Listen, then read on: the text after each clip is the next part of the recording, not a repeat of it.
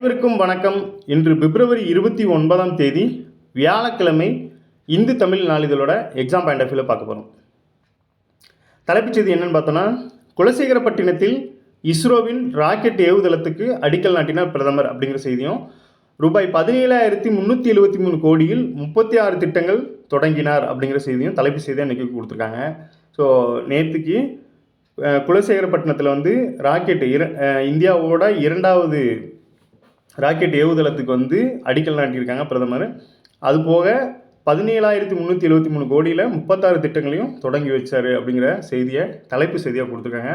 இதில் ஹைலைட்டான விஷயம் என்ன அப்படின்னு பார்த்தோன்னா, ஹைட்ரஜன் பயணிகள் கப்பல் ஒன்றை நேற்று தொடங்கி வச்சுருக்காங்க. இந்தியாவிலே பார்த்திங்கன்னா பசுமை ஹைட்ரஜன் எரிபொருளை கொண்ட கொச்சி கப்பல் கட்டும் தளத்தில் தயாரிக்கப்பட்ட பயணிகள் கப்பலும் இந்த திட்டத்தில் ஒன்று அப்படிங்கிற செய்தியை கொடுத்துருக்காங்க. ஸோ ஹைட்ரஜன் பயணிகள் கப்பல் எங்கே தயாரிக்கப்பட்டது அப்படின்னு பார்த்தோன்னா, கொச்சி கப்பல் கட்டும் தளத்தில் தயாரிக்கப்பட்டிருக்கு. தொடங்கி வைக்கப்பட்ட இடம் எங்கன்னு பார்த்தோம்னா தூத்துக்குடி துறைமுகத்தில் தொடங்கி வைக்கப்பட்டிருக்கு அப்படிங்கிற செய்தியை பார்த்துக்கலாம். விருதுகள் கொடுத்துருக்காங்க. தமிழக அரசு சார்பில் விருதுகள் கொடுத்துருக்காங்க. அதாவது தமிழ் இலக்கியத்துக்கு வளம் சேர்த்த 9 எழுத்தாளர்களுக்கு இலக்கிய மாமணி விருது முதல்வர் வழங்கினார் அப்படிங்கிற செய்தி. கடந்த 2021ஆம் ஆண்டு 2021 ஜூன் 3ஆம் தேதி பார்த்திங்கன்னா, முன்னாள் முதல்வர் கருணாநிதி பிறந்தநாளையொட்டி முதல்வர் ஸ்டாலின் வெளியிட்ட அறிவிப்பில் தமிழக எழுத்தாளர்களை ஊக்குவித்து சிறப்பிக்கும் வகையில் இலக்கிய மாமணி என்ற விருதை உருவாக்கப்படுகிறது. தமிழ் இலக்கியத்துக்கு வளம் சேர்க்கும் 3 அறிஞர்களுக்கு ஆண்டுதோறும் இந்த விருது வழங்கப்படும் என்று தெரிவிச்சிருக்காரு. அதன்படி பார்த்தோன்னா 3 பிரிவுகளில் இந்த விருது வழங்குறாங்க. என்ன அப்படின்னா, மரபு தமிழ், ஆய்வு தமிழ், படைப்பு தமிழ் அப்படிங்கிற 3 வகைப்பாட்டின் கீழே ஆண்டுதோறும் இலக்கிய மாமணி விருது வழங்கப்படுகிறது. அந்த வரிசையில் 3 வருஷத்துக்கான விருதை சேர்த்து கொடுத்துருக்காங்க. இப்போ நம்ம தற்போதைய விருதை மட்டும் பார்க்கலாம். 2023ஆம் ஆண்டுக்கான இலக்கிய மாமணி விருதுக்கு தேர்வு செய்யப்பட்டவங்க 3 பேர். ஃபஸ்ட் ஒன் மரபு சார்ந்த தமிழுக்கு பங்காற்றியவர் கடலூர் மாவட்டத்தைச் சேர்ந்த மாணிக்க வாசகன் அப்படிங்கிறவருக்கு மரபு சார்ந்த பிரிவுகளில் இந்த இலக்கிய மாமணி விருதை வழங்கியிருக்காங்க. திருநெல்வேலி மாவட்டத்தை சேர்ந்த சண்முக சுந்தரம் அவருக்கு ஆய்வு பிரிவுக்காக அவருக்கு இந்த இலக்கிய மாமணி விருது வழங்கியிருக்காங்க.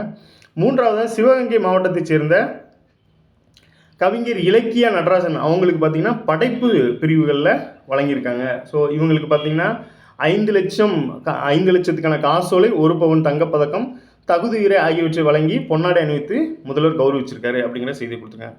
ஸோ இந்த வருஷத்துக்கான இலக்கிய மாமணி விருது மொத்தம் 9 பேருக்கு வழங்கியிருக்காங்க. அதில் நம்ம மெயினாக 2023 கடைசியாக யாருக்கு கொடுத்துருக்காங்க அப்படிங்கிறத மெயினாக பார்த்துக்கலாம். ஸோ இந்த விருதோட நோக்கம் என்ன அப்படின்னா, தமிழ் எழுத்தாளர்களை ஊக்குவித்து சிறப்பிக்கும் வகையில் இலக்கிய மாமணி விருது வழங்கப்படுகிறது அப்படிங்கிற செய்தி கொடுத்துருக்காங்க. ஸோ அதைத் தொடர்ந்து பத்திரிகை துறையில் சிறந்து விளங்கினவங்களுக்கு பார்த்திங்கன்னா கலைஞரோட எழுதுகோள் விருது அப்படிங்கிற ஒரு விருதையும் தமிழக அரசு அறிவிச்சிருக்காங்க. அதன்படி பார்த்தோன்னா, தமிழக இதழியல் துறை மூலம் சமூக மேம்பாட்டுக்காக பல ஆண்டுகளாக பணியாற்றி பெற்ற நீண்ட அனுபவம் தமிழ் இலக்கிய உலகுக்கு ஆற்றியுள்ள அருந்தொண்டுகளையும் பாராட்டி 2022ஆம் ஆண்டுக்கான கலைஞர் எழுதுகோள் விருதை மூத்த பத்திரிகையாளர் VN சாமிக்கு வழங்கப்படுகிறது அப்படிங்கிறத முதல்வர் அறிவிச்சிருக்காங்க. இவர் பார்த்திங்கன்னா 50 ஆண்டுக்கும் மேல் முதிர்ந்த அனுபவம் கொண்ட பத்திரிகையாளர். இவர் பார்த்திங்கன்னா தமிழ்நாடு சுதேசமித்திரன் போன்ற பத்திரிகைகளும் பணியாற்றிருக்காரு. தமிழ்நாடு சுதேசமித்திரன் உள்ளிட்ட பத்திரிகைகளிலும் இவர் பணியாற்றிய அனுபவம் பெற்றவர் அப்படிங்கிற செய்தியை கொடுத்துருக்காங்க. ஸோ இந்த வருஷத்துக்கான கலைஞரோட எழுதுகோள் விருது யாருக்கு அப்படின்னு பார்த்தோன்னா VN சாமி அப்படிங்கிறவர். இந்த எழுதுகோள் விருது எந்த பிரிவுக்காக வழங்கப்படுது அப்படின்னா, இதழியல் பிரிவுக்காக வழங்கப்படுது அப்படிங்கிற விஷயத்தையும் தெரிஞ்சுக்கோங்க.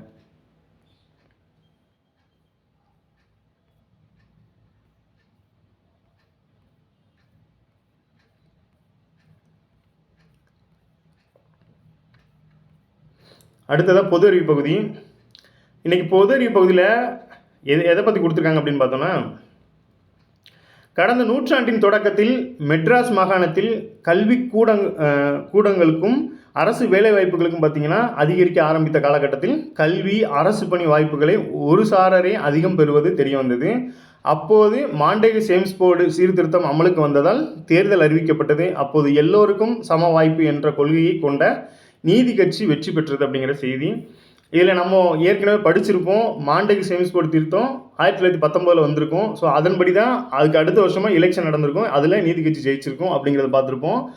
இது என்ன கான்செப்ட்டுக்கு, அதாவது இதோட முன்னாடி என்ன நடந்திருக்கு அப்படிங்கிறது பார்த்தீங்கன்னா, கடந்த நூற்றாண்டு தொடக்கத்தில் மெட்ராஸ் மாகாணத்தில் பார்த்தீங்கன்னா கல்விக்கூடங்களும் அரசு வேலைவாய்ப்புகளும் அதிகரிக்க ஆரம்பிச்சிருக்கு. அந்த காலகட்டத்தில் மக்கள் தொகை அதிகரிக்கும் போது இந்த வேலைவாய்ப்புக்கான விழிப்புணர்வு அதிகமாகும் போது அதில் கல்வி மற்றும் அரசு பணி வாய்ப்புகளை வந்து ஒரு சாராரே அதிகம் பெற்று வந்தது தெரிய வந்தது. இந்த நிலைமையில் மாண்டேகு சேமிஸ் போர்டு வந்து அவங்க சீர்திருத்தம் அமலுக்கு வந்தது. 1919 அமலுக்கு வரும்போது தேர்தல் அறிவிக்கப்பட்டிருக்கு. ஆமாம், அதில் தேர்தல் அறிவித்தாங்க. இதில் எல்லோருக்கும் சம வாய்ப்பு என்ற கொள்கையின் கொண்ட நீதி கட்சி வந்து வெற்றி பெற்றது அப்படிங்கிறது. ஸோ இதில் டேட்டா இல்லாமல் இருக்குது, நம்ம டேட்டா ஆட் பண்ணிக்கலாம். 1919 படி மாண்டேகு சேமிஸ் போர்டு சீர்திருத்தம் கொண்டு வந்திருப்பாங்க. 1920 தேர்தல் நடந்திருக்கும், அதில் தான் நீதி கட்சி ஜெயிச்சிருப்பாங்க அப்படிங்கிறத இதன் மூலமாக நம்ம தெரிஞ்சுக்கலாம்.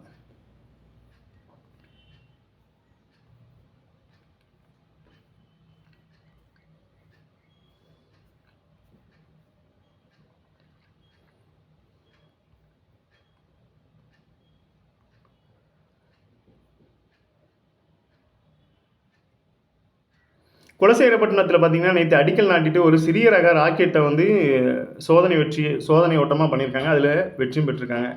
என்ன அப்படின்னா, குலசேகரப்பட்டினம் ராக்கெட் ஏவுதளத்தில் சிறிய ரக ரோகிணி ராக்கெட் ஏவுதல் சோதனை வெற்றி, பிரதமர் மோடி அடிக்கல் நாட்டியதும் இஸ்ரோ சாதனை அப்படிங்கிற செய்தியை கொடுத்துருக்காங்க. குலசேகரப்பட்டினம் நாட்டின் 2வது ராக்கெட் ஏவுதளம் அமைப்பதற்கு பிரதமர் வந்து நேற்று அடிக்கல் நாட்டினாங்க. தொடர்ந்து அங்கிருந்து சிறிய ரக ரோகிணி ராக்கெட் வந்து வெற்றிகரமாக விண்ணில் ஏவி பரிசோதனை செய்யப்பட்டது.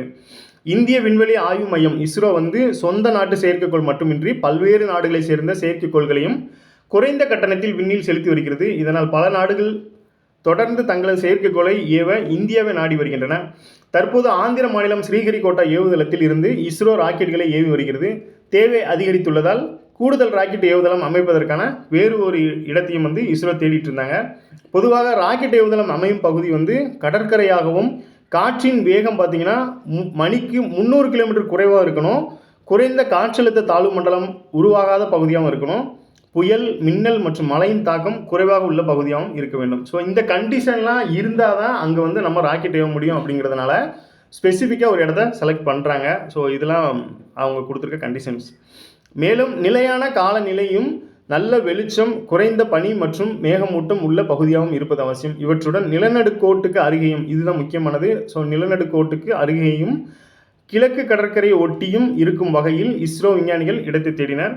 கிழக்கு கடற்கரையை ஒட்டி தூத்துக்குடி மாவட்டம் திருச்செந்தூர் அருகில் உள்ள குலசேகரப்பட்டினம் கடற்கரை பகுதி இந்த அம்சங்கள் அனைத்தும் நிறைந்த பகுதியாக கண்டறியப்பட்டது. ஸோ இவங்க கொடுத்த இந்த கண்டிஷன்ஸ்க்கெல்லாம் அந்த இடம் ஃபிட்டாக இருந்ததுனால குலசேகரப்பட்டினத்தை செலக்ட் பண்ணியிருக்காங்க. இதையடுத்து நாட்டின் 2வது ராக்கெட் ஏவுதளத்தை அங்கு அமைக்க இஸ்ரோ முடிவு செய்தது. இதற்கு 2300 ஏக்கர் நிலம் வந்து தமிழக அரசு சார்பில் கையகப்படுத்தப்பட்டு இஸ்ரோவிடம் ஒப்படைக்கப்பட்டிருக்கு. ஸோ இதுக்கு தான் நேற்றைக்கு அடிக்கல் நாட்டியிருக்காங்க பிரதமர் அப்படிங்கிற செய்தி.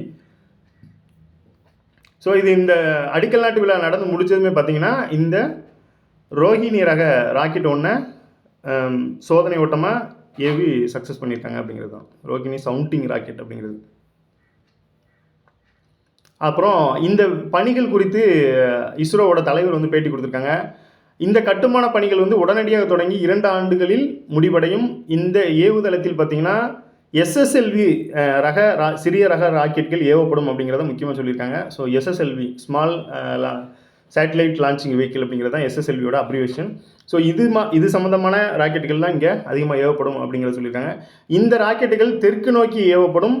தனியார்களும் இங்கு ராக்கெட்டுகளை ஏவுவதற்கு முன் வருவார்கள் என எதிர்பார்க்கிறோம். இங்கிருந்து ஆண்டுக்கு பார்த்தீங்கன்னா 24 ராக்கெட்டுகளை ஏவ முடியும். ராக்கெட் தயாரிப்பு, பாகங்களை ஒருங்கிணைத்தல், ஏவுதல், ரேடார் கண்காணிப்பு, பாதுகாப்பு அம்சங்கள் போன்ற அனைத்து வசதிகளும் இடம்பெறும் அப்படிங்கிறத சொல்லியிருக்காங்க. ஒரு வருஷத்துக்கு ஆண்டுக்கு பார்த்தீங்கன்னா 24 ராக்கெட் வரைக்கும் ஏவ முடியும். இங்கே ராக்கெட் தயாரிக்கிறதுக்கான அந்த ஆலையும், அப்புறம் பாகங்கள் ஒருங்கிணைத்தல், ஏவுதல், ரேடார் கண்காணிப்பு, பாதுகாப்பு அம்சங்கள் உள்ளிட்ட அனைத்து வசதிகளும் இங்கே இடம்பெறும் அப்படிங்கிறத சொல்லியிருக்காங்க.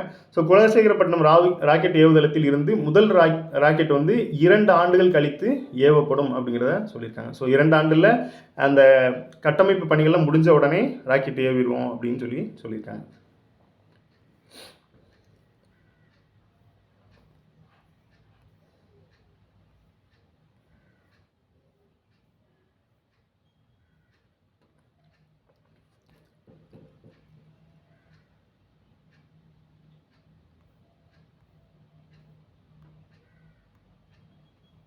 அந்த ஹைட்ரஜன் கப்பலை பற்றி கொடுத்துருக்காங்க. ஸோ நேற்று தொடங்கி வச்ச அந்த ஹைட்ரஜன் கப்பல் தான் இந்த இருக்கு பாருங்கள் படத்தில். இந்தியாவின் முதல் பசுமை ஹைட்ரஜன் பயணிகள் கப்பல் சேவையை பிரதமர் நேற்று தூத்துக்குடியில் தொடங்கி வைத்தார். இந்த கப்பல் கொச்சின் ஷிப்யார்டு நிறுவனத்தால் கட்டமைக்கப்பட்டதாகும் அப்படிங்கிற செய்தி. ஸோ இந்தியாவோட இந்தியாவின் முதல் பசுமை ஹைட்ரஜன் பயணிகள் கப்பல் சேவையை பிரதமர் தொடங்கி வச்சுருக்காங்க. எங்கே வச்சு தொடங்கினாங்க அப்படின்னா தூத்துக்குடி மாவட்டம். இந்த கப்பல் எங்கு தயாரிக்கப்பட்டது அப்படின்னு பார்த்தீங்கன்னா, எங்கு கட்டமைக்கப்பட்டதுன்னா கப்பல் கொச்சி ஷிப்யார்டு நிறுவனத்தால் தயாரிக்கப்பட்டிருக்கு அப்படிங்கிற செய்தியை தெரிஞ்சுக்கோங்க. இது மூலம் ஹைட்ரோ பவர்டு. நன்றி, மீண்டும் நாளை சந்திப்போம்.